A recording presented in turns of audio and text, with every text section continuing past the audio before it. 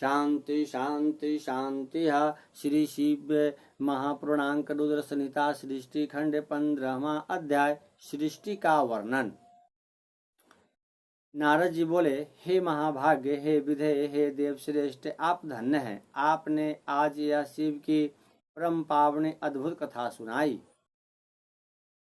इसमें सदा शिव की लिंगोत्पत्ति की जो कथा हमने सुनी है वह महादिव्य, कल्याणकारी और अद्भुत है, जिसके प्रभाव मात्र को ही सुनकर दुख नष्ट हो जाता है। इस कथा के पश्चात जो हुआ उसका महात्म्य और उसके चरित्र का वर्णन करें। यह सृष्टि किस प्रकार से हुई इसका भी आप विशेष रूप से वर्णन करें। ब्रह्मा जी बोले, आपने यह उचित ही पूछा है। तदंतर जो हुआ और मैंने जैसा पहले सुना है वैसा ही मैं संक्षेप में कहूँगा।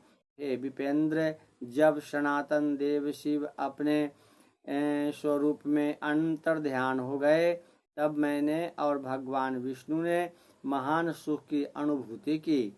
तदंतर हम दोनों ब्रह्मा और विष्णु ने अपने अपने हंस और वाराह रूप का परित्याग किया। सृष्टि संरचना और उसके पालन की इच्छा से हम दोनों उस शिव की माया के दोनों प्रकारों से घिर गए।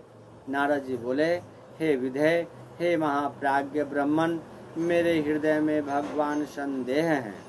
अतुलनीय कृपा करके शीघ्र ही उसको नष्ट करें। अन्य रूपों को छोड़कर आप दोनों ने हंस और वाराह का ही रूप क्यों धारण किया? इसका क्या कारण है, बताइए।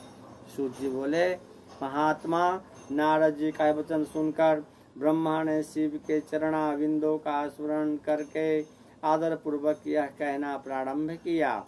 ब्रह्मा जी बोले, हंस की निश्चल गति ऊपर के ओर गमन करने में ही होती है। जल और दूध को पृथक पृथक करने के समान तत्व और अतत्व को भी जानने में वह समर्थ होता है। अज्ञान एवं ज्ञान के तत्व का विवेचन हंस ही कर सकता है। इसीलिए सृष्टिकर्ता मुझे ब्रह्मा ने हंस का रूप धारण किया।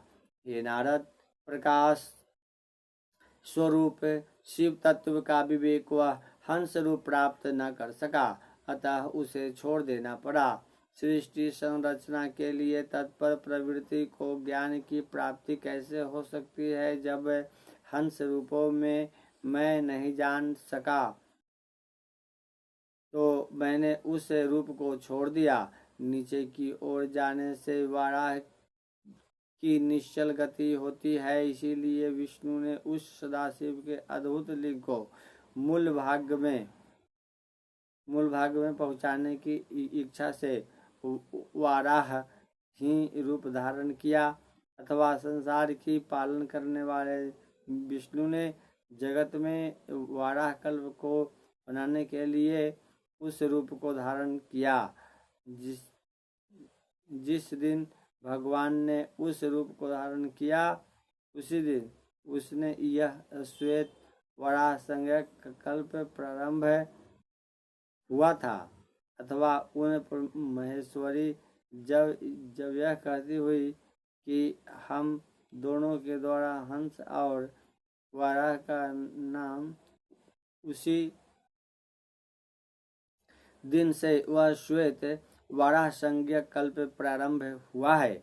अथवा उन महेश्वर की जब यह इच्छा हुई कि विवाद में फंसे हम दोनों के द्वारा हंस और वाराह का रूप धारण किया जाए, उसी दिन से उस वाराह नाम के कल्प का भी प्रादुर्भाव हुआ। हे नारद, सुनिए, मैंने इस प्रकार से तुम्हारे प्रश्नों का उत्तर प्रस्तुत कर दिया है। हे मुने, अब सदाशिव के चरण कमल का स्मरण करके मैं सृष्टि सृजन की विधि बता रहा हूँ। ब्रह्मा जी बोले, हे मुने, जब महादेव जी अंतर ध्यान हो गए तब मैं उनकी आज्ञा का पालन करने के लिए ध्यान मग्न को कर्तव्य का विचार करने लगा। उस समय भगवान शंकर को नमस्कार करके श्री हरि से ज्ञान पाकर परमानंद को प्राप्त होकर मैंने सृष्टि करने का ही निश्चय किया। हे तात, भगवान विष्णु भी सदा शिव को प्रणाम करके मुझे उपदेश देकर तत्काल अदृश्य हो गए। वे ब्रह्मांड बाहर जाकर भगवान शिव की कृपा प्राप्त करके वैकुंठ धाम में पहुंचकर सदा वहीं रहने लगे। मैंने सृष्टि की इच्छा से भगवान शिव और विष्णु का स्मरण करके पहले के रचे हुए दोनों जल में अपनी अंजलि डालकर जल को ऊपर की ओर उछाला। इससे वह 24 तत्वों वाला एक अंड प्रकट हुआ, जिसे उस जल रूप अंड को मैं देख भी न सका, इतने में वह विराट आकार वाला हो गया। बोलिए शिव शंकर भगवान की जय, आनंद कंद भगवान की जय, अयोध्या धाम की जय। हर हर महादेव शंभु। ओम नमः शिवाय, ओम नमः शिवाय।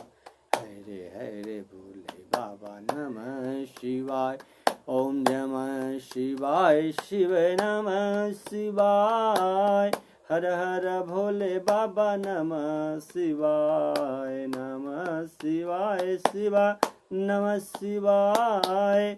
हर हर भोले बाबा नमः शिवाय। ओम नमः शिवाय, ओम नमः शिवाय, ओम नमः शिवाय, ओम नमः शिवाय।